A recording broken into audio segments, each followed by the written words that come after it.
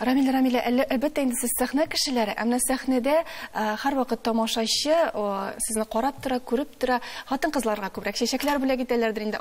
Әлбәттә инде ир-атка да үзләренең игътибарын күрсәтә торганнардыр. Менә көнләшү дигән әйбер бармы сезнең арада? Минем тарафтан көнләшү гомумән юк диярлек. Әле ул Рамилне яратмый дигән сүз түгел. Бик нык яратам, иптәшемне бик нык яратам, ләкин андый көнчелек миңа хас түгел.